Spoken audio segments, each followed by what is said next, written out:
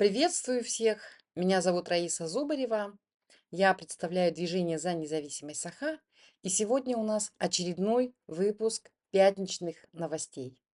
С 1 апреля в России стартовал самый массовый призыв за последние 14 лет. Министерство обороны призывает на службу 160 тысяч человек. Это на 30 тысяч больше, чем в предыдущие годы. Давайте посмотрим новость. 1 апреля начался весенний призыв граждан на срочную службу в армию. Он продлится по 15 июля. Призвать должны 160 тысяч человек в возрасте от 18 до 30 лет. Это на 30 тысяч больше, чем ранее.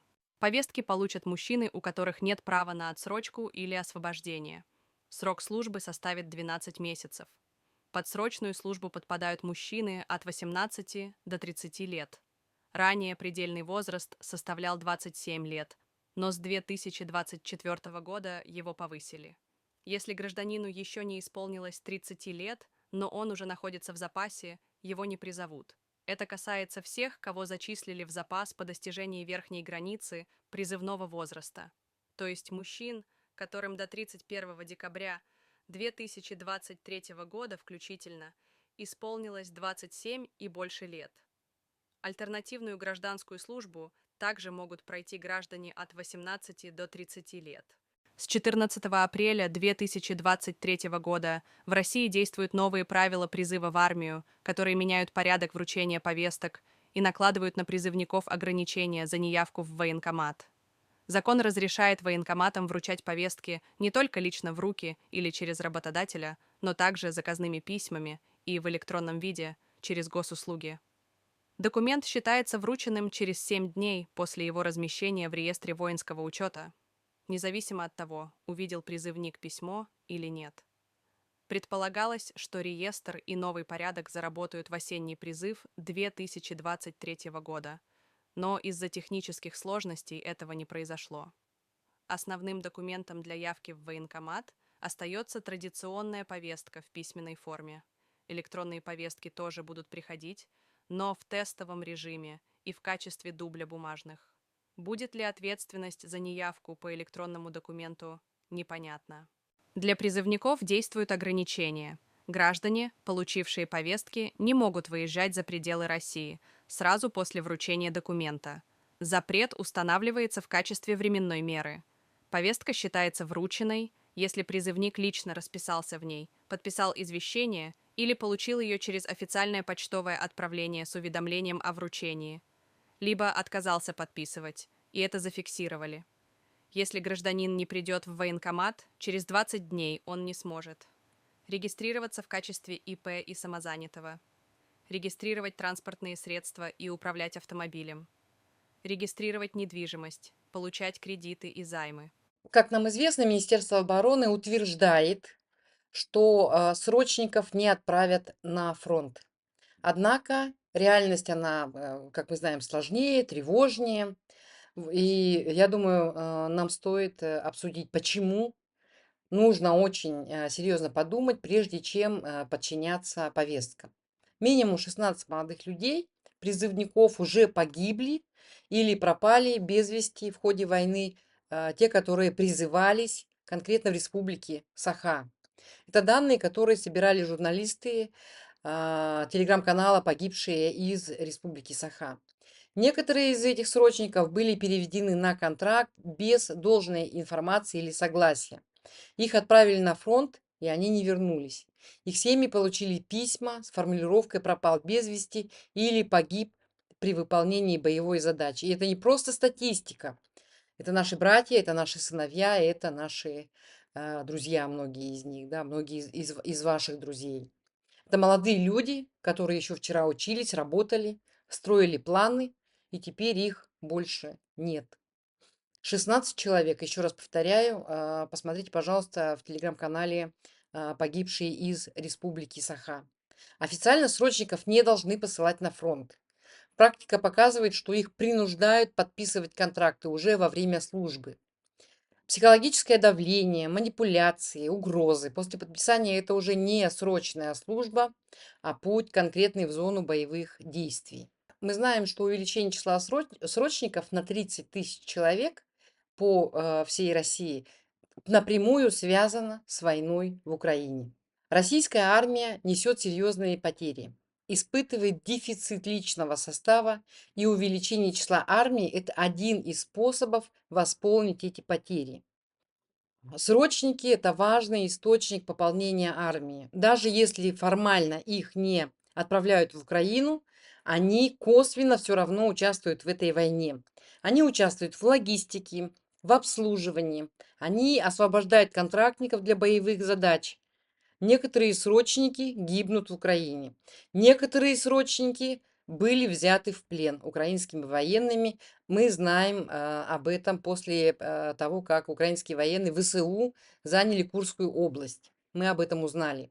Когда в августе 2024 года украинские силы прорвали оборону в Курской области, мы поняли, что оборона Курской области была укомплектована в основном срочниками. Весенний призыв 2025 года – это последний шанс освободиться от службы на старых медицинских основаниях. С осени 2025 года вступят в силу новые правила о призыве, где любые маленькие болезни не будут приниматься во внимание. Да? Однако новая система, которая сейчас уже принята, она работает против призывников. Те люди, те парни, да, которые получили решение о призыве осенью 2024 года, они могут быть призваны уже сейчас без повторного медосвидетельствования. Они сразу могут быть направлены в воинские части. Это не зависит от того, обжалует человек свое решение в суде, да, или подал заявление на контрольное медосвидетельство. Их все равно смогут отправить, минуя медицинские комиссии, в военные части.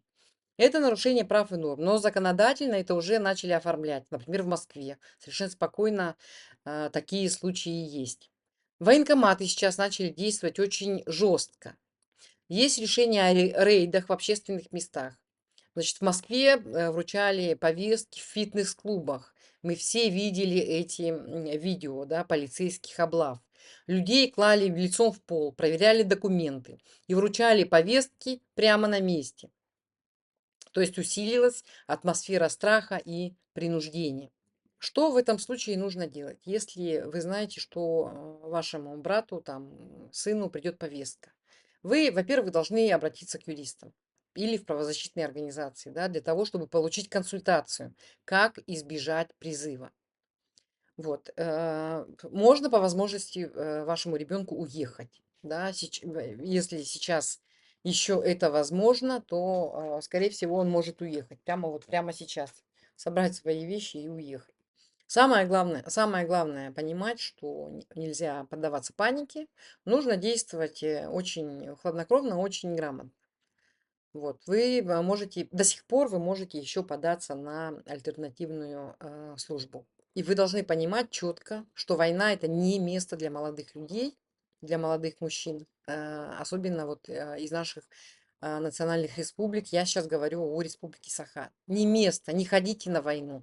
Не отдавайте своих детей в армию, потому что у вас нет никаких гарантий, никто вам таких гарантий не даст, что ваш ребенок не попадет на войну, не будет убит, не пропадет без вести или не будет взят в плен. Следующая новость – это скандал в Алекминском Улусе, в Алекминске, где значит, достаточно неприятный произошел разговор, и он сейчас попал значит, в публичное поле между главой Алекминского значит, Улуса Николаем Харбиным и главой города Алекминск Сергеем Щебляковым. Давайте это послушаем. Вы мне вопрос задаете или что? Я понять не могу. Вы же мнение хотите услышать? Можно я скажу? Совещание. Спросил? Так вы ответ не услышали. Вы отвечаете не так, как нужно. А как нужно отвечать? Как вы считаете нужно? Да. Только так. Потому что я веду совещание. Другого мнения быть не должно, что ли, или что? Ты выслушай еще раз. Мы на «ты» не переходили. Образовательного учреждения. Вот этих. Ты прекращай тут себя вести. Я себя спокойно веду. Я выступал спокойно. Поднимал. Не я поднимал. Вы поднимали. Так что зрение зала. Для того, чтобы... За счет чего, Николай Николаевич? Вот мне вопрос, чего мы будем проводить там? Сергей Евгеньевич. Вот у меня сейчас у города по итогам первого квартала 19 миллионов недосбор налогов. Сергей Евгеньевич. Вот за счет чего город Сергей будет проводить Евгеньевич, расширение? закрой рот, а. Это вообще Закрой, как вы пожалуйста, позволяете? рот. Мы так разговаривать теперь Позволяете? будем? Да, Вы глава района, вы пригласили сюда комиссию и никому не разрешаете высказаться. Все должны высказываться только так, как вы хотите слышать. Это вообще что за отношение к людям, я не пойму. Вы сюда скандалить пришли? Это вы пришли, по-моему, скандалить. Так, стоп, стоп, я вас не перебивал. Вот именно что Так, перебиваете. так, давайте Уважаем, да, не забывайте. Так, Алена Николаевна. Ну все, так, потому что не вопрос, перебивайте меня. я считаю, вопрос вообще... Не перебивайте, вы возьмите себя в руки, народный депутат. Ситуация в Алекминске – это типичный пример того, как районная администрация контролирует финансовые потоки, которые поступают в УЛУС. И я так понимаю, городские власти получают вообще, алекминские власти получают крохи. Поэтому такой скандал, да. Щебляков же и спрашивает, а деньги где? Где мы возьмем финансирование? Откуда деньги? Он сказал, что у меня недополучение по налогам. Он пытался действовать самостоятельно, да, вот как пишут жители Алекминска. Открыто он говорил о проблемах, не боялся критиковать, да, действия администрации. А Харбин все свои действия согласовывает с Айсеном Николаевым, вот, и он считает действия Щеблякова нелояльностью. Я вообще считаю, что между городскими и, значит, улусными властями вообще всегда должна быть, они всегда должны приходить к конструктивному диалогу, да. Их диалог, он не должен строиться на личных своих приоритетах, нравится, не нравится, да. Это должна быть совместная работа на благо жителей, да, Улуса. Харбин, человек Айсен Николаева, и такие, как Харбин, будут управлять Улусом. Вот, насколько эффективно, мы, конечно же, видим из слов Щеблякова. Дальше еще одна большая новость, очень показательная. Это прекращение работы алданского подразделения теплоэнергосервиса ТЭС. Значит, на днях оно объявило о своей ликвидации. В срок до 1 июля более 500 работников предприятия будут уволены. Давайте послушаем эту новость.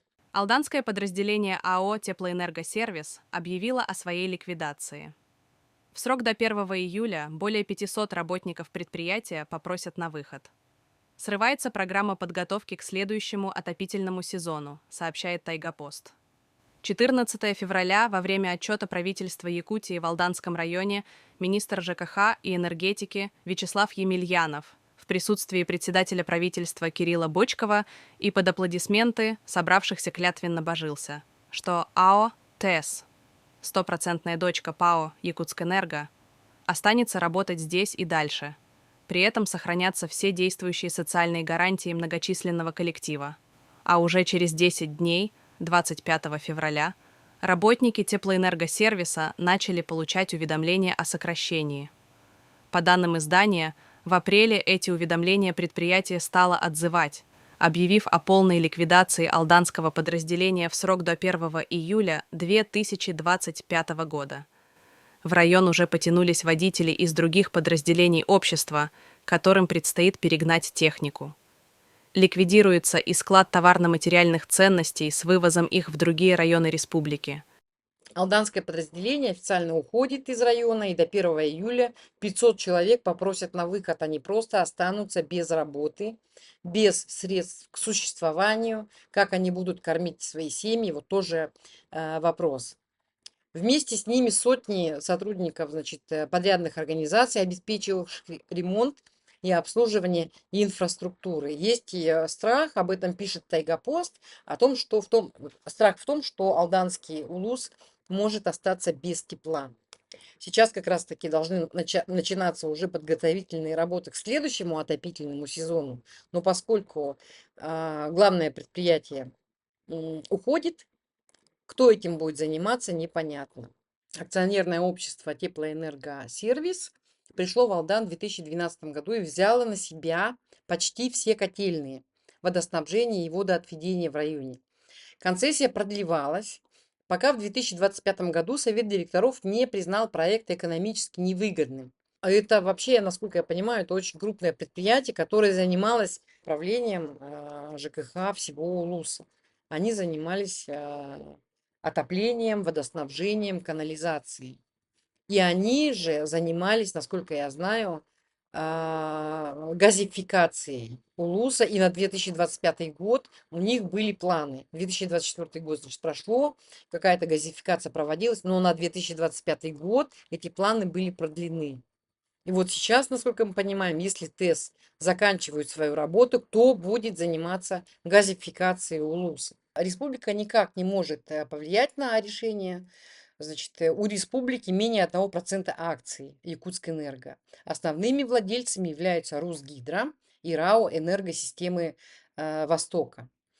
То есть получается, для собственников ТЭС Алданская это обуза, от которой они хотят избавиться, чтобы сократить свои убытки. Как будут жить жители Улуса, никого вообще не волнует. Так же, как не волнует республиканское правительство. Да, смотрите, что сказал Джулустан Борисов, да, вице-премьер. Он сказал, что у них просто нет денег на организацию нового филиала только в Алдане. Им потребуется больше 4 миллиардов рублей. У республики таких денег нет. ГУП ЖКХ тоже заявляет, что не собирается заходить в УЛУС, потому что не справляется со своими проблемами. Денег на организацию нового теплоэнергосервиса у них просто нет. Да. 2 апреля в Алдане прошло экстренное совещание с участием местных властей и прокурора. Замглавы Расиль Халиулин трижды пытался дозвониться министру Емельянову, но тот не ответил. Попытка провести видеосвязь с правительством тоже провалилась. Все умыли руки. Вот. Им пришлось, да, направить официальное обращение в адрес главы республики, председателя правительства. Нет никаких ответов.